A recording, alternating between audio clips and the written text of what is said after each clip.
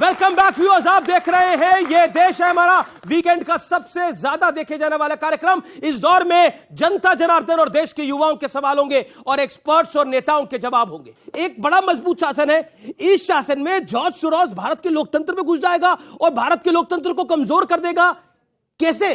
मजबूत शासन, मजबूत सरकार और जॉर्ज सोरोस सब कुछ कर पा रहा है। पब्लिक का सवाल आ रहा है। पहले तो मैं एक लाइन कह दूं, उसके बाद मैं इन्होंने जो बात कही उसमें फैक्चुअल बात भी कुछ कहना चाहता हूं। देखिए, बहुत हमेशा कह दिया जाता है कि हम अंग्रेजों से लड़े थे, कांग्रेस वाले लोग कहते हैं। अब वो तो इतिहास का पात्र है और इतिहास का भी अब खूब विवेचना होकर चीजें निकल आ रही हैं, मगर मैं वर्तमान की बात करता हूं। वर्तमान में अंग्रेजों का पक्ष लेके भारत सरकार से लड़ते हुए आप दिखाई पड़ रहे हैं। तो आज का वर्तमान तो यह है, इतिहास चाहे जो रहा हो, हिंडनबर्ग हो या बीबीसी, ब्रिटिश ब्रॉडकास्टिंग कारपोरेशन का पक्ष लेकर भारत के खिलाफ लड़ते दिखाई पड़ रहे हैं। एक बात तो इन्होंने कही वो बहुत गंभीर है, कारपोरेट वॉर है। जानते हैं किस बात का वॉर है? बीबीसी को 20 साल पुरानी चीज जो कि भारत के कोर्ट से भी सेटल हो चुकी है और भारत के पॉलिटिकल कॉन्स्टिट्यूशनल हर चीज से सेटल हो चुकी याद आ रही है, मगर अभी मात्र 2 दिन पहले डिफेंस एक्सपो होता है भारत में। 32 देशों के रक्षा मंत्री आते हैं। भारत सबसे बड़े आर्म इंपोर्टर से अब एक्सपोर्टर बन गया। 75% अब हमारा इंडिजिनस होगा हर चीज में। 450 हमने आइटम ब्लॉक कर दिए जो इंपोर्ट किए ही नहीं जा सकते हैं। हमने पहली बार विमान वाहक युद्धपोत बना लिया। हमारे यहां एयरबेस के साथ वो हो गया, अब हमारे हवाई जहाज बनने लगे। क्या यही तो नहीं है कारपोरेट वॉर जो नहीं चाहता था कि पैसा? अब मैं इसी बिंदु पे इसी मुझे लगता है कि सर एक गंभीर बात और एयरपोर्ट में फर्क है। मैं गंभीरता से बात कर रहा हूं। देखिए, हमारी सरकार आने से पहले जैसे 2011 का जिक्र जो शिवम ने किया, मैं कहना चाहता हूं उस जमाने में हम चंद्रयान और वो बना सकते थे, कांग्रेस के रिजीम में भी, मगर हवाई जहाज नहीं बना सकते थे। ये बात तर्कसंगत है। हम इंटरकॉन्टिनेंटल और मीडियम रेंज बैलिस्टिक मिसाइल बना सकते थे, पर रिजॉर्ट राइफल नहीं बना सकते। अब सब भारत में बनने लगा है। ये खतरा हो रहा है, इसीलिए वहां के कारपोरेट घरानों के पेट में दर्द होगा। और मैं बीबीसी के लिए एक बात कहना चाहूंगा, दुनिया का सबसे बड़ा आईपीओ, आपने कारपोरेट वॉर की बात की तो याद दिलाता हूं, सबसे बड़ा आईपीओ आया था अलीबाबा, जो चाइनीज कंपनी है, उसके मालिक जैक मा 29 बिलियन डॉलर का आईपीओ लेके आ रहे थे, जो आज तक वर्ल्ड में कभी नहीं आया। आईपीओ आने से पहले गायब हो गए। गायब। कितनी स्टोरी की बीबीसी ने? डिफेंस एक्सपो में कितनी की स्टोरी की बीबीसी ने?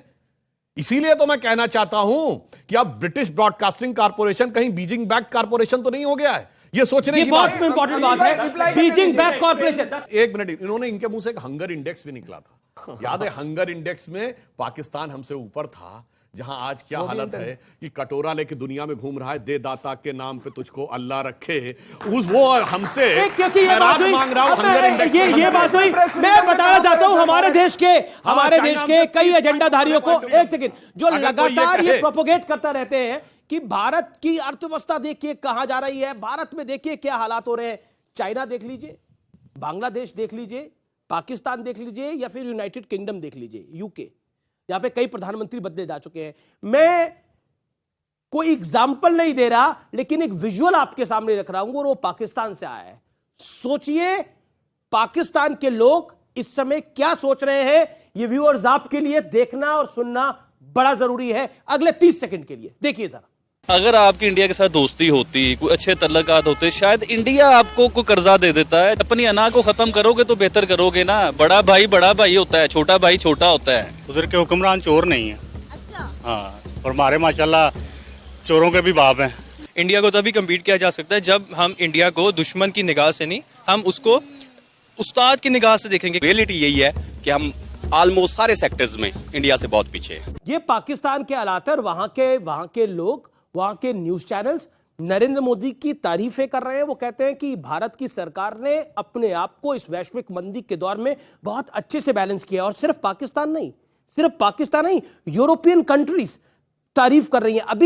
अभी अमेरिकन बिजनेसमैन ने तारीफ करी और कहा, प्रधानमंत्री देश के बारे में कहा कि इंडिया की जो सिचुएशन है वो बड़ी बेटर है और इकोनॉमी बेटर होगी। ये भारत ही ऐसा देश है जो एयरबस से इस दौर में भी सौदा कर रहा है। 2 कंपनीज का सौदा होता है, लेकिन वो सौदा गवर्नमेंट टू गवर्नमेंट होता है। प्रधानमंत्री मोदी बैठते हैं और फ्रेंच हेड बैठते हैं। तो ये महत्वपूर्ण है जानना। मैं इसी के ऊपर आना चाहता हूं और शिवम त्यागी, वैसे और एक लाइन अगर आपकी अनुमति हो तो बोल दूं। जी। ये वही पाकिस्तान है जहां मणिशंकर अय्यर और सलमान खुर्शीद जाके कहे थे मोदी को हराना है तो आप लोग साथ में आइए।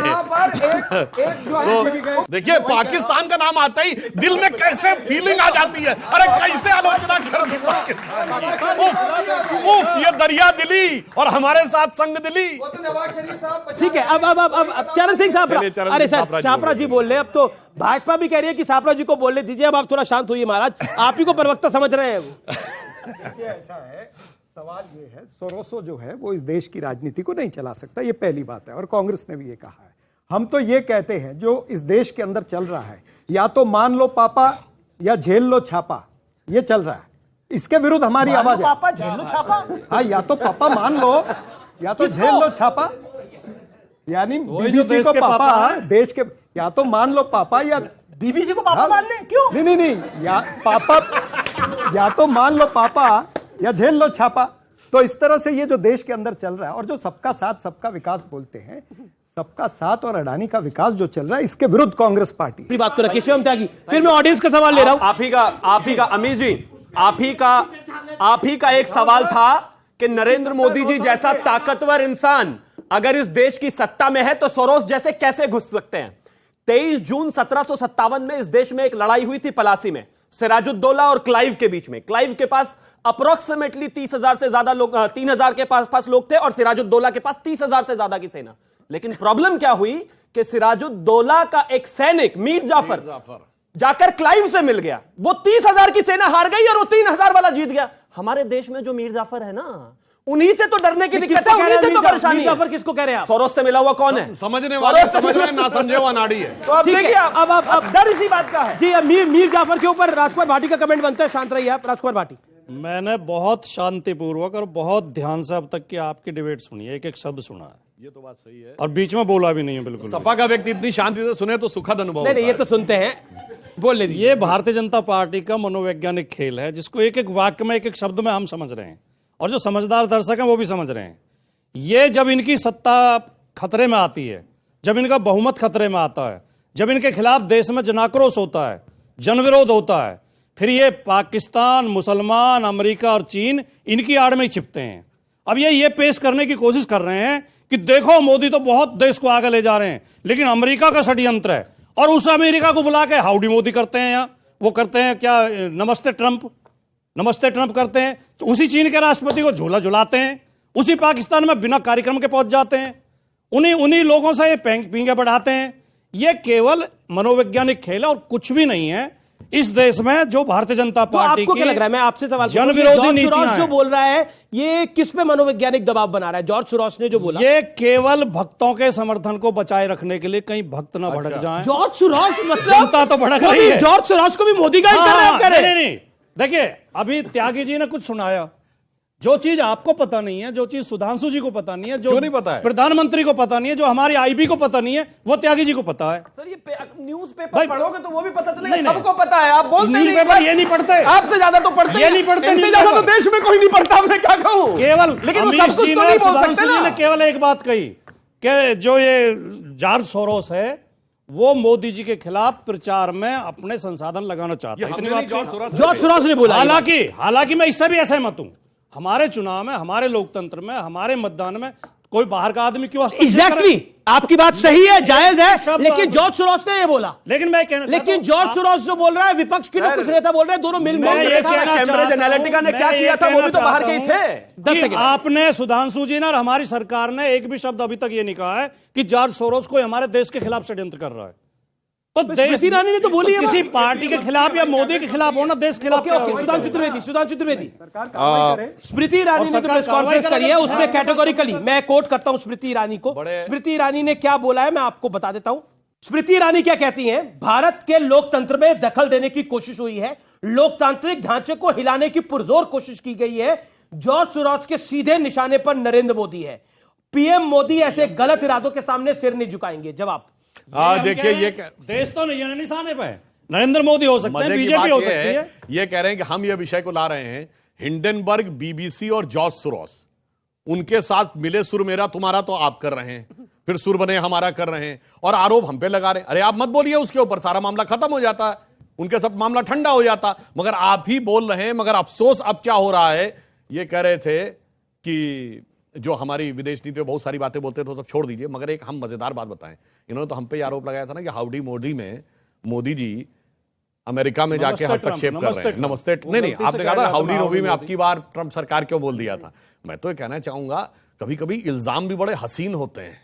इनके जमाने में ये इल्जाम लगता था कि CIA या अमेरिका हमारे देश के चुनावों को प्रभावित कर रहा है। अब अगर ये बोल रहे हैं कि इनको लगता है कि हम उनके चुनाव को प्रभावित कर रहे हैं, तो ये तो इल्जाम ऐसा इतना हसीन है कि आपको इस्तकबाल करना चाहिए कि हमारी ये हैसियत तो हुई कि कोई मेरे बारे में ये सोचे, मोदी जी के बारे में। इसलिए मैं एक और बात कहना चाहूं, देखिए समस्या की बात क्या है।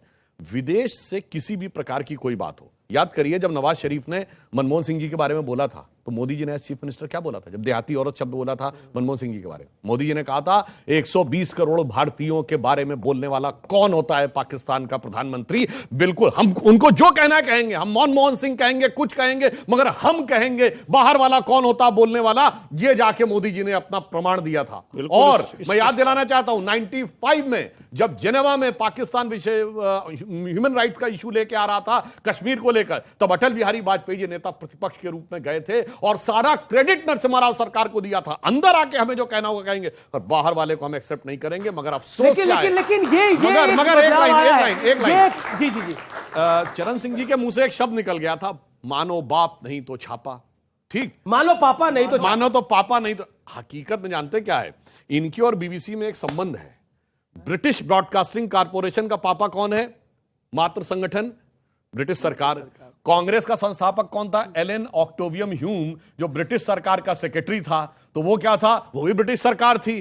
तो मौसेरे भाई हो गए ना, चचेरे भाई, जो भी आप समझ लीजिए। पापा आप बोलिए, पापा उत्तर देता हूं, पापा में बोलिए। देखिए ये हमारी बातें 100 साल पुरानी खोज करके लाते हैं। अब BBC ने 20 साल पुरानी बात दिखा दी तो ये आंखें दिखा रहे उनको। हमारे प्राइम मिनिस्टर को ऑलरेडी क्लीन चिट मिल चुकी है, तो ये BBC ने डॉक्यूमेंट्री इस समय 2022 में क्यों रिलीज की थी, मेरे को ये पूछना है। ये एक सवाल है कि जब अब क्यों BBC ने 2023 में डॉक्यूमेंट्री क्यों रिलीज करी है जब क्लीन चिट मिल चुकी है नरेंद्र मोदी को।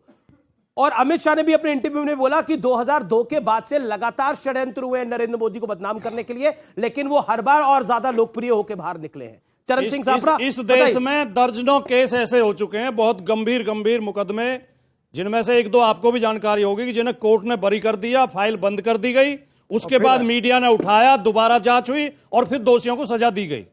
तो ये तर्क कोई तर्क नहीं है कि भाई जब एक बार तो कहना क्या जा रहे हैं आप? हो सकता है कोई नई तथ्य। एजेंडा क्या है? जेसी का मर्डर केस, नहीं आप अभी एजेंडा क्या है इस पूरे मामले में? मर्डर केस, एक वो गाड़ी ने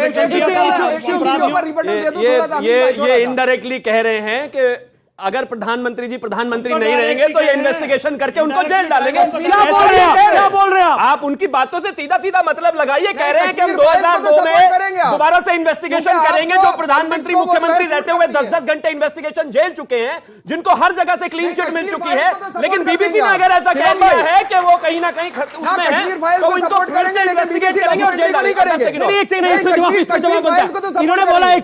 इन्होंने बोला कि यह पक्ष चाहता है कि नरेंद्र मोदी को दोबारा जेल में डालें, अगर वो प्रधानमंत्री पद से हटेंगे तो आप उनको फिर फंसाएंगे। ये नहीं बोला, वो सच ऐसा ही बोला उन्होंने। इच्छा तो शिवम त्यागी की है, लेकिन नहीं बोला आप ऐसा कह रहे हैं, आप ऐसा कह रहे हैं। ये तो इच्छा आपने बोला, एग्जांपल ऐसा कह रहे हैं, केस दोबारा रीओपन होते हैं। आपने बोला ये शब्द तो शिवम त्यागी ने प्रयोग करा, लेकिन भाव आपका है। लेकिन मैं फिर जिम्मेदारी के साथ कह रहा हूं, मैं नाम लेके बता रहा हूं। जेस का मर्डर केस, जेस का लाल का मर्डर हुआ था, उसमें क्लीन चिट हो गई थी। ऐसे केसेस तब होते थे जब सरकारें फाइल बंद कर देती थी, इसलिए इनको अपने जमाने का याद आ रहा है। इन्होंने तो फैजाबाद, उस समय जो नाम था, वाराणसी और लखनऊ के जिला अदालतों के धमाकों के आतंकवाद के आरोपियों के भी केस खत्म कर दिए थे। वो हाई कोर्ट ने हस्तक्षेप किया तब खुला था। लेकिन नरेंद्र मोदी जी और विपक्ष में फर्क क्या है? 2014 अगस्त में एक डॉक्यूमेंट्री आई थी श्रीमती इंदिरा गांधी के ऊपर। उस डॉक्यूमेंट्री में कांग्रेस वालों ने खूब उछल कूद करी और प्रधानमंत्री के पास जाकर यह कहा गया इनके द्वारा कि तब की प्रधानमंत्री की छवि और इस देश की छवि को खराब किया जाएगा। प्रधानमंत्री ने बिना राजनीति करे हुए चुपचाप, सरकार ने, सुधांशु जी ने उस डॉक्यूमेंट्री को बैन कर दिया। एक डॉक्यूमेंट्री है जो प्रधानमंत्री ने राजनीतिक होते हुए बैन कर दिया, और दूसरी तरफ यह है कि प्रधानमंत्री जी की डॉक्यूमेंट्री को सीडी बना के घर ले रहे हैं। पुरानी फर्क होना चाहिए। ये क्या तरीका है? चरण सिंह साफरा की बारी है। शिवम त्यागी की इंफॉर्मेशन जो है वो गलत है। मैं आपको बताऊं, इंदु सरकार फिल्म आई थी, मधुर भंडारकर ने बनाई थी, रिलीज हुई ना। बादशाह फिल्म आई थी, ये अजय देवगन ने बनाई थी। अगस्त 2010 अगस्त 2014 में एक फिल्म गूगल कीजिए। आप झूठ बोल रहे हैं। नहीं झूठ बोल रहे हैं ना ये। मैं बोल रहा हूं झूठ। आप गूगल कर लीजिए। अच्छा आप कर लीजिए। अगस्त 2014 में श्रीमती इंदिरा गांधी के ऊपर एक फिल्म आई थी जिसको बैन किया इस सरकार ने। कीजिए आप Google. Accidental prime minister I थी, तो क्या हुआ? मनमोहन तो सिंह क्या विरोध किया? मतलब ये देखिए उसमें गलत क्या था? बनाई है एक्सीडेंटल प्राइम मिनिस्टर तो पीएम के एडवाइजर ने लिखी थी, शादी मालूम है। इसमें नहीं पड़ती है कि भाई एक फिल्म आई और हम उसको बीबीसी को बैन कर दें। इस तरह से नहीं होता, या बीबीसी पे रेड कर दे। ये कांग्रेस पार्टी ने अभी तो आपने बोला कश्मीर फाइल्स का भेजा है तब ये हाल है। प्रोपेगेंडा दिखा करके भारतीय जनता पार्टी के लोग जो है बड़ी वाहवाही लूटते हैं। ठीक है, मैं फिर से रिपीट कर रहा हूं, कश्मीर फाइल्स का प्रोपेगेंडा दिखा करके बड़ी वाहवाही लूटते हैं, लेकिन बीबीसी ने अगर कुछ दिखाने की कोशिश करी तो उसके ऊपर आप जो है वो वाली कार्रवाई कर लेंगे, बंद कर दिया जाएगा। चरण सिंह सापरा जी को लगता है कि आज की युवा पीढ़ी को याद नहीं होगा, तो मगर आज तो सबके पास नेट है। छोड़िए मीडिया संस्थान की तो बात छोड़िए, जब बीबीसी को इंदिरा गांधी ने बैन नहीं किया था, खत्म ताला लगा के सारे लोगों को बोरिया बिस्तर सहित ब्रिटेन के जहाज में बैठ के गायब कर दिया था। पीछे जाओ वापस। मगर इन्होंने तो क्या किया, मजरूस सुल्तानपुरी 2 साल जेल में रहे। आपने खुद बीबीसी को बैन कर दिया था एंटी इंडिया एक्टिविटीज के चक्कर में, करा था कि नहीं करा था? तब आप सही थे। और आज अगर बीबीसी कुछ गलत कर रहा है, बैन नहीं हो रहा, अगर उनको अपने इनकम टैक्स का ब्यौरा अगर इनसे मांगा जाएगा, इनसे मांगा जाएगा, इनसे मांगा जाएगा, इनसे मांगा जाएगा, तो देंगे ना। तो बीबीसी क्या, बीबीसी को कोई विशेष शक्तियां मिली हुई है कि वो ब्यौरा नहीं देगा? कमाल की बात करते हैं आप। इतनी देश की इतनी पुरानी पार्टी, आप बीबीसी का माउथ पीस बन गए। नहीं, कोई बीबीसी का माउथ पीस नहीं बना। मैं इसको यही खारिज करता हूं। सवाल ये है कि जिस तरह से ये बीबीसी का सारा मामला चला है, इसमें लोकतंत्र, इसमें जो चौथा स्तंभ है हमारा लोकतंत्र का, उसके ऊपर कहीं ना कहीं हमला हो रहा है। अमित शाह ने एक इंटरव्यू दिया और अमित शाह ने बहुत स्पष्ट रूप से बोला कि 2024 में कोई टक्कर में नहीं है। क्या कहना चाहते हैं आप? देखिए, गृह मंत्री अमित शाह जी ने कहा कि कोई टक्कर में नहीं है 2024 में। इन्होंने कहा नहीं, सपोर्ट करने वाले बहुत आएंगे। जानते कहां से? 7 समंदर पार में तेरे पीछे। अरे भाई अहंकार है वो, बीबीसी, हिंडनबर्ग, ये जॉर्ज सोरोस, बहुत से लोग इस तरह का अहंकार तो रावण को भी था। इस तरह का अहंकार तो रावण को भी था। वो भी कहता था कि तीनों लोक पे मैं भारी पड़ सकता हूं। हाँ, सही बात है। लेकिन मंडोदरी ने क्या कहा था? मंडोदरी ने क्या कहा था? मंडोदरी ने कहा था, सुनिए, मंडोदरी ने कहा था कि राजा की मूर्खता का भुगतान जनता को करना पड़ेगा, प्रजा को करना पड़ेगा। ये वही हो रहा है। बिल्कुल सही कहा था। अहंकार था रावण को, और अगर उस ढंग का अहंकार दिखा है तो India is Indira and Indira is India में दिखा। उस ढंग का अहंकार दिखा कि बड़ा पेड़ गिरता है तो धरती हिलती है। 5000 सिखों की हत्या हो गई तो धरती हिल गई थी। वो अहंकार था, और वैसा अहंकार दिखा जब मैं अकेला सब पे भारी हूं। जब ये कहते मैं अकेला सब पे भारी हूं, तो वो इंडिया से भारी नहीं है, तो इंडिया इज इंदिरा। पर उसमें आप कह रहे हैं कि जब नरेंद्र मोदी कहते हैं मैं अकेला सब पर भारी हूं, वो मैं अकेला खड़ा हूं, मैं अकेला सब पर भारी हूं, मतलब उन्होंने बोला कि मैं अकेला बोल रहा हूं और सब लोग सामने शोर मचा रहे हैं। देखिए, सपा, कांग्रेस, आम आदमी पार्टी, एनसीपी, डीएमके सब साथ मिलकर शोर मचा रहे थे। तो वो तो प्रधानमंत्री बोले थे जो आप शोर मचा रहे थे, उसमें अहंकार कैसे? ये प्रधानमंत्री जी का अहंकार है। और जो विपक्ष जो आवाज उठा रहा था, वो जनता की आवाज उठा रहा था। विपक्ष अगर कहता है कि हिंडनबर्ग रिपोर्ट ने कुछ कहा है कि गड़बड़ी हो सकती है, पर जॉर्ज सोरोस कह रहे मेरी आवाज थी। नहीं, वो जनता की नहीं, वो कह रहे मेरी आवाज थी। जॉर्ज सोरोस की आवाज थी। जॉर्ज सोरोस तो आज पैदा हुआ, आज नहीं पैदा हुआ, काफी बुजुर्ग आदमी है। जब पार्लियामेंट में चर्चा हो रही थी तब जॉर्ज सोरोस नहीं था। ये तो आज अरे ये पीछे तस्वीर चल रही है, ये आज पैदा हुआ दिख रहा है आपको?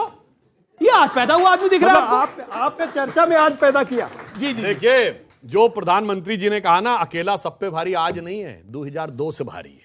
जिस जमाने की ये डॉक्यूमेंट्री की बात कर रहे हैं, क्या क्या जमीन आसमान एक नहीं। क्या इनकी सरकार थी तब इनके सांसद लिख के अमेरिकी सेनेट को भेजते थे कि मोदी जी को वीजा मत देना, जबकि उन्होंने अप्लाई नहीं किया था। ये उनके खिलाफ खड़े रहे। और सुनिए, ये जितने लोग इकट्ठा रहे सब टिमटिमाते हुए तारों की तरह बुझते रहे और मोदी जी किस ढंग से उभरते रहे। मैं एक लाइन में कहना चाहूंगा मोदी जी की तरफ से कि यह मत कहो कि जग में कर सकता क्या अकेला, लाखों में काम करता एक सूरमा अकेला, आकाश में करोड़ों हैं टिमटिमाते पर जग प्रकाश करता एक चंद्रमा के। जी नरेंद्र मोदी के ऊपर देखिए, मैं अहंकार है ये। देखिए, मैं सिर्फ इतना कहना चाहता हूं कि अगर एजेंडा भी जो है विदेश से लाना पड़े तो इनकी अपनी नीति तो खैर क्या ही होगी। और ये बात अच्छी तरीके से जानते हैं कि भारत जोड़ो यात्रा में 65 कंटेनर तो बाय डिफॉल्ट पीछे लेके चल रहे, तो 6,500 लोग तो पीछे थे ही। कहीं भी आपने इससे ज्यादा लोग देखे नहीं होंगे। जानते ये भी हैं, समझते ये भी है, लेकिन मजबूरी है सापला जी की, चाहे भाटी जी की। अब कहना तो अपनी पार्टी के बारे में ही है ना। इस वाक्य में मुद्दों की बातें छूट गई। 9 या 10 राज्य के जो चुनाव चल रहे हैं उसके ऊपर कोई चर्चा करने को तैयार नहीं, और उसके लिए आपने 2024 में सुन लीजिए 2024 के अंदर जो है साफ पिक्चर सामने आ जाएगी। जिस तरीके से चुनाव तो अभी एक राज्य में हो चुका है, एक राज्य में होगा और बाकियों में अनाउंस नहीं हुआ है। 9 राज्यों में पूरे साल में चुनाव हो रहे हैं। पिछले साल का ट्रैक रिकॉर्ड 2000। अभी देखो चुनाव की बात करी ना, चुनाव की बात करी, आप लोगों ने सुना, चुनाव की बात करी। अब एक सवाल, चुनाव की बात करी, आप देखिए इन्होंने मुंह में हाथ डाला है जी। आपने बोला देखिए 9 राज्य, जो चुनाव 9 राज्यों में भी 2 राज्यों में है, बाकी 7 राज्यों में होगा।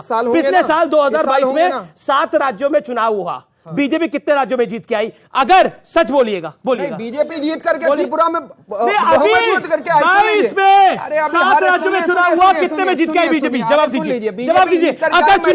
अगर चुनाव ही सबसे बड़ा पैमाना है तो 7 राज्यों में चुनाव हुआ। 2024 इत्मीनान से बात करते हैं ना, इतना गुस्सा क्यों कर रहे हैं? मैं कह रहा हूं 7 राज्यों में चुनाव हुआ, 7 में से कितनों में बीजेपी जीती, कितने में विपक्ष जीता? जवाब दीजिए। भारतीय जनता पार्टी जीत करके आई बहुत सी जगह पे, बहुत अच्छी बात। कितने में? 7 में से नंबर होगा ना? नहीं, सुनिए मैं आप तो राजनीतिक विशेषज्ञ हैं, आपको नंबर बात घुमा रहे हैं। मैं जिस मुद्दे मैं घुमा नहीं रहा, मैं सीधी बात को बता रहा हूं। 2024 पे टिका रहूंगा। आप बात करेंगे, मैं 2024 की बात करूंगा। अभी आप 23 पे थे, मैं 9 राज्य के चुनाव पर बात करूंगा। मैं 2024 के मैं आपको बताता हूं, ये जो इतना अब एक पुरानी कहावत है, वो ये जो उतना मुस्कुरा रहे हैं, क्या गम है जो छुपा रहे हैं। मैं इसको अलग तरीके से पढ़ता हूं, मैं पढ़ता हूं, ये जो इस जवाब से इतना कतरा रहे हैं, क्या सच है जो छुपा रहे हैं? मैं आपको बताता हूं, 7 राज्यों में चुनाव हुआ, 5 में बीजेपी जीत के आई, इसलिए ये छुपा रहे हैं, इसलिए ये बोल नहीं पा रहे हैं। इसका मतलब ये है कि सच्चाई को छुपाकर, यानी भरी दोपहरी में सूर्यास्त बोलकर रात नहीं होती। चाहे एजुकेशन का बजट हो गया, चाहे स्वास्थ्य का बजट हो गया। सुधांशु 20 सेकंड। मान्यवर, इन्होंने कहा हाल के चुनाव पे बेरोजगारी के ऊपर उस पर बात नहीं हो रही है, आप देख लीजिएगा उसके ऊपर। क्यों शिक्षा का बजट काटा गया, क्यों स्वास्थ्य अभी चुनावों पे थे, अभी बेरोजगारी के ऊपर लेकर के आ रहे हैं। इसीलिए 2024 के अंदर ज्यादा तकलीफ होने वाली है। एक तारीफ आपकी करना चाहता हूं। पहले तो जनाब के लिए ताली बजाइए। इतना तेज तो मुद्दों, एक सुनिए, आप सुनिए, इतना तेज तो हुसैन बोल्ट नहीं भागता जितनी तेजी मुद्दों से भागते हैं। उतना तेज तो हुसैन बोल्ट नहीं भागता, लेकिन आपकी तारीफ है भाई। ओके, देखिए, इन्होंने कहा वर्तमान की बात की जाए चुनाव की, तो त्रिपुरा में चुनाव संपन्न हो चुका है। इनसे पूछे कांग्रेस पार्टी कितनी सीटों पर चुनाव लड़ी है त्रिपुरा में?